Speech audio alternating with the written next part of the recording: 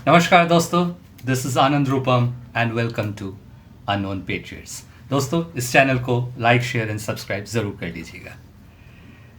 वैसे तो कुछ दिनों में बहुत सारी अलग अलग घटनाएं घटी।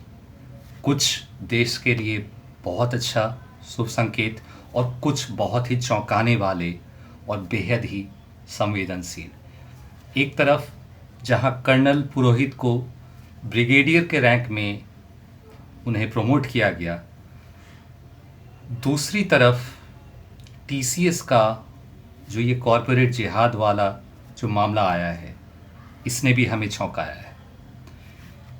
एक खबर जो हमें गौरवान्वित करती है कि कल्पाक्कम में जो थोरियम बेस्ड जो न्यूक्लियर प्लांट है, उसका जो सेकेंड स्टेज क्रिटिकल स्टेज को अचीव कर लिया है।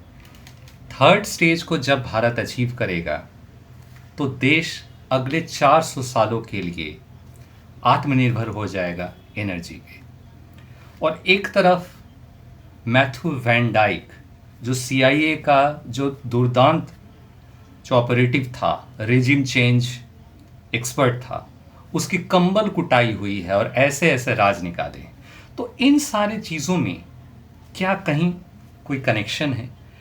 इन्हीं चीज़ों को दोस्तों हम एक इंटेलिजेंस के पॉइंट ऑफ व्यू से या नेशनल सिक्योरिटी के पॉइंट ऑफ व्यू से देखने की कोशिश करेंगे कि ये जो भिन्न भिन्न घटनाएं हैं, जो देखने में तो बड़े ही अलग लगेंगे, लेकिन समानताएं कहाँ हैं, इनमें कनेक्शंस कहाँ हैं। तो दोस्तों शुरू करते हैं एक बहुत पुरानी घटना से। 2001 की यह घटना है, कालिया चौक, मुर्शिदाबाद। ये दोस्तों ये वही ज़िला है जहाँ पे कुछ ही दिन पहले सुर्खियों में आया था कि कैसे जुडिशियल ऑफिसर्स को इंटेंशनली बंधक बना के जिंदा जलाने का प्लान जिहादी लोग कर रहे थे। इसके पीछे एक बहुत बड़े एक षड्यंत्र है, इसके बारे में मैं आऊँगा। पहले 2001 की घटना को ज़रा जान लेते हैं। 2001 में एक बस, एक ट्रक आके रुकती है कालिया चौक के एक पोस्ट पे, और वहाँ पे कुछ लोग चढ़ते हैं और उनके पास कुछ थैलियाँ होते हैं, कुछ उनके पास कुछ दस्तावेज़ होते हैं, और वो चुपचाप एक सर्टेन डायरेक्शन में निकलते हैं। और वहाँ पे एक बंदा रहता है जो बार बार रेडियो सिग्नल से किसी को अपडेट दे रहे थे, और उसके बाद वो सुनिश्चित कर रहे थे कि वो जो ट्रक है वो हर एक चेक पोस्ट से निकले, क्योंकि उसे बहुत सारे महत्वपूर्ण चीज़ को लेके यूपी की तरफ आगे बढ़ना था। वो बंदा उस ट्रक को लेके यूपी में पहुंचता है, और यूपी के एक बूचड़ खाने में वहाँ निकलती है उस ट्रक से फेक करेंसीज एंड ड्रग्स।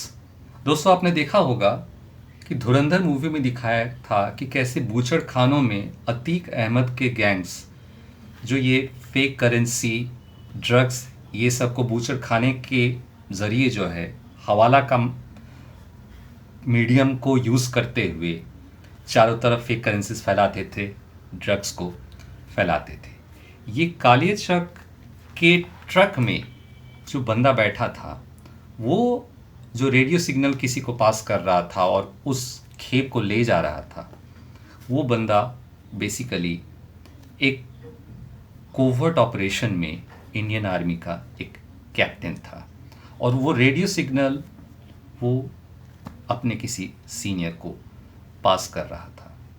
उसके बाद उस खेप को पहुंचाने के बाद वो बंदा मूव करता है नासिक से सटे एक गांव के पास। वहाँ जब वो पहुंचता है, वहाँ कुछ और कई सारे सेंसिटिव डॉक्यूमेंट्स वगैरह वो लेके वहाँ पहुंचता है। वहाँ कुछ लोग वहाँ इंतज़ार कर रहे थे। वहाँ पे पहुँचने के बाद उस रात उस बिल्डिंग में, नासिक के से सटे जो कस्बा था, उस बिल्डिंग में कुछ लोग थे और वहाँ पे एक ब्लास्ट होता है और वहाँ से 2 लोग निकल जाते हैं।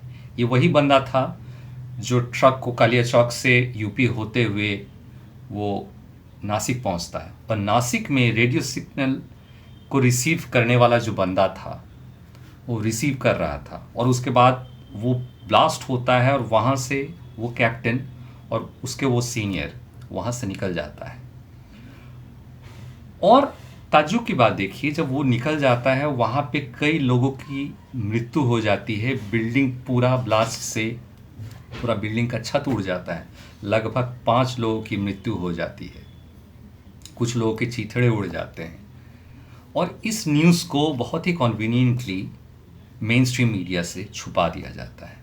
इसके कई कारण हो सकते हैं, लेकिन वहाँ से जो बच के निकलते हैं वो एक कैप्टन था अंडर कवर कोवर्ट ऑपरेशन में, और उसका जो सीनियर था जिससे ये बंदा रेडियो सिग्नल में संपर्क साधे हुआ था वो और कोई नहीं, ये आज जिन्हें प्रमोट किया जा रहा है ब्रिगेडियर श्रीकांत पुरोहित।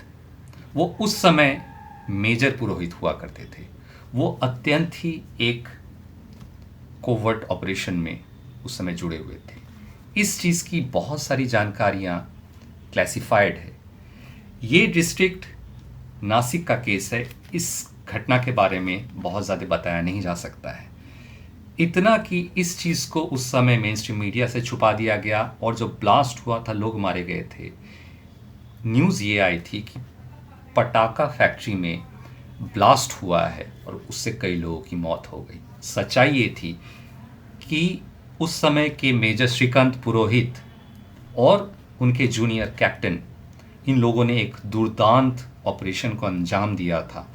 कई सारे सनसनीखेज का प्रमाण उनके हाथ में था और उन लोगों ने दरअसल आईएसआई का एक बहुत बड़ा मॉड्यूल को नेस्ता नाबूद करके वहाँ से निकले थे और हाथ में उनके पास था ऐसे ऐसे विस्फोटक तत्व और ऐसी सेंसिटिव जानकारियाँ जिससे पूरी सरकार हिलने वाली थी।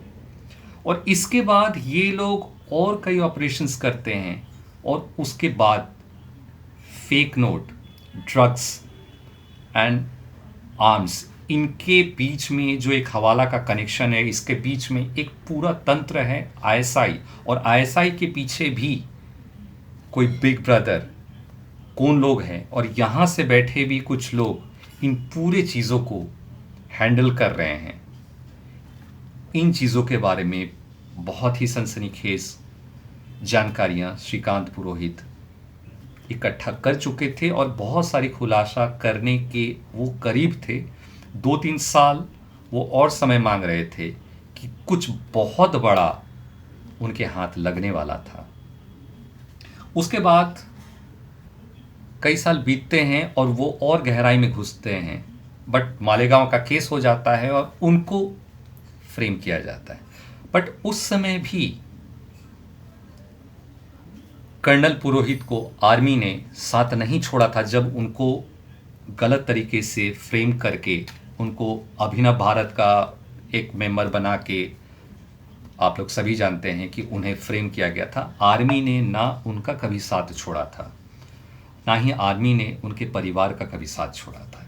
इसीलिए तो वो जब एक्विटेड होके बाहर निकलते हैं और आज वो लेफ्टिनेंट कर्नल से वो फिर कर्नल बनते हैं और कर्नल से ब्रिगेडियर बनते हैं। इतना fast promotion field marshal Sam Manekshaw के बाद ये कर्नल पुरोहित का ही हुआ है। ये जो चीज़ आप ध्यान रखिएगा, कर्नल पुरोहित के पास ऐसे जो सेंसिटिव डॉक्यूमेंट्स थे और ऐसे ऐसे खुलासा करने वाले थे और इनका बहुत बड़ा समय बीता था नासिक के आसपास। ये नासिक का जो ये पूरा इलाका है, ये इंटेलिजेंस की दुनिया में इसे एक रेड कॉर्नर जोन का दर्जा दिया गया है। आप ध्यान दीजिए कि अभी सुर्खियों पे है ये नासिक। नासिक के टीसीएस में आपने सबने सुना होगा कि कैसे कॉरपोरेट जिहाद का एक गंदा चेहरा सामने आया है, लेकिन ये मामला इतना छोटा नहीं है। आपको धन्यवाद देना पड़ेगा कि कैसे 7 लेडी कांस्टेबल्स कैसे वहाँ पे अंडरकवर बन के अंदर घुसती है टीसीएस के ऑफिस में, और उसके बाद पूरा सबूत को इकट्ठा करते हुए ये जो 6 जिहादी थे इनको नैब करते हैं, और इसके बाद एंट्री होती है एनआईए की। ध्यान देने वाली बात है कि यहाँ पे एनआईए की एंट्री क्यों होती है। ये जो 7 महिला ऑफिसर्स थे, ये जो कांस्टेबल्स थे, इन लोगों ने जो किया, इस पे एक कंप्लीट पूरी एपिसोड होने चाहिए, इनको सैल्यूट है। पर यहाँ पे सबसे चौंकाने वाली बात है, यहाँ पे एनआईए की एंट्री क्यों हो रही है। ये सिर्फ एक कॉर्पोरेट जिहाद का मामला नहीं है। मैंने अभी बताया कि कैसे कर्नल पुरोहित 2001, 2, 3 उस समय के पीरियड में नासिक में बहुत बड़े आतंकी मॉड्यूल्स का खुलासा कर रहे थे, और इस खुलासा में सिर्फ आईएसआई का ही हाथ नहीं था। मैंने कहा big brother, deep state and CIA का बहुत बड़ा रोल था। इन चीज़ों के पीछे भी कर्नल श्रीकांत पुरोहित घुस रहे थे। अब देखिए, मैथ्यू वैन डाइक का पकड़ा जाना और उसके बाद उसकी कम्बल कुटाई होती है। अगर आपने तस्वीर देखी होगी तो उसे 2 पुलिस वाले कंधे पे सहारा देके उसे ले जा रहे थे, और बहुत भयानक उसने खुलासा किया है। उस समय श्रीकांत पुरोहित बहुत सारे Nashik related ISI and CIA का प्लॉट का उन्होंने खुलासा किया था। उनके पास काफ़ी सारे एविडेंसेस थे।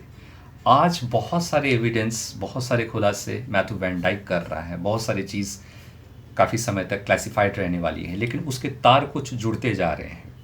और एनआईए की एंट्री टीसीएस नासिक वाले केस में चीज़ों को जोड़ के देखिएगा, और जोड़ के ये भी देखिएगा कालियाचक का केस। ध्यान रखिएगा, ये मोथाबाड़ी कालियाचक मुर्शिदाबाद का वही इलाका जो 2021 में श्रीकांत पुरोहित की जो टीम थी, उन्होंने एक दुर्दांत ऑपरेशन किया था। कैसे कालियाचौक से यूपी का बूचड़खाना अतीक अहमद, और उसके बाद उसका लिंक नासिक से, और उसके लिंक सीआईए से, ये सारी चीज़ें कैसे जुड़ रही हैं। और कालियाचौक में अभी हाल ही में जो इंसिडेंट हुआ जुडिशियल ऑफिसर्स को, ये सारी चीज़ें चौंकाती हैं। लेकिन अब आपको धीरे धीरे कई कड़ियाँ आपको जुड़ते हुए दिखेंगी कि ये जो कालियाचौक में भी ये प्रीमेडिटेटेड एक अटैक हुआ था। इसके पीछे भी चिकन नेक को तोड़ना, वैन डाइक का उसी समय पकड़ा जाना, और सीआईए का, आईएसआई का, डीप स्टेट का एक बहुत बड़ा जटिल और वृहद प्लान है दोस्तों। इसी समय कुकीज़ का मणिपुर पे भी अटैक होता है। तो कई सारी चीज़ों को आप आइसोलेशन में नहीं देख सकते हैं। और वैन डाइक के ऐसे ऐसे खुलासे हैं, और उस बंदे ने ये भी खुलासा किया है कि पीएम मोदी उनके हिट लिस्ट में थे। अब ध्यान दीजिएगा कि पीएम मोदी पे, मैं बार बार कहता हूँ कि 2013 से पीएम मोदी पे कम से कम 4 जानलेवा हमला हो चुका है। याद कीजिएगा वो समय जब बिहार की बेटी बोल के सोनिया गांधी रोई थी, और एक फिदाइन हमलावर पहुंच गई थी मोदी जी पे हमला करने के लिए, जैसे राजीव गांधी के साथ हुआ था। तो ऐसे कई सारे इवेंट हो चुके हैं मोदी जी के साथ। मोदी जी के साथ गांधी मैदान में हो चुका है, और सबसे इम्पॉर्टेंटली फुलवारी शरीफ पटना, यहाँ पे मोदी जी के साथ हादसा होते होते बच गया था। उसके जस्ट कुछ दिन पहले अजीत डोभाल ने, ये एक केसबुक स्टडी है इंटेलिजेंस की दुनिया में, उन्होंने किया था ऑपरेशन ऑक्टोपस। रातों रात सिग्नल इंटेलिजेंस, ग्राउंड इंटेलिजेंस की ऐसा एक क्लासिक सक्सेसफुल ऑपरेशन, जहां पे रातों रात पीएफआई के सारे टॉप बंदों को उठा लिया गया था, और मोदी जी को फुलवारी शरीफ में होने वाले अटैक से बचाया गया था। तो गौर से देखिए दोस्तों कि जितने भी ये इंसिडेंट होते जा रहे हैं, इन चीज़ों को हमें किसी भी चीज़ को आइसोलेशन में नहीं लेना है। एनआईए का जब से यहाँ एंट्री हुई है नासिक वाले केस में, इनके जो व्हाट्सएप चैट्स हैं, इनके जो एनक्रिप्टेड चैट्स जो सिग्नल इंटेलिजेंस के पास जा रही है, ये सिर्फ कन्वर्जन, लव जिहाद, कॉरपोरेट जिहाद नहीं है। एक बहुत बड़ा सोचा समझा एक वृहद प्लान है जो सिर्फ नासिक पे सीमित नहीं है।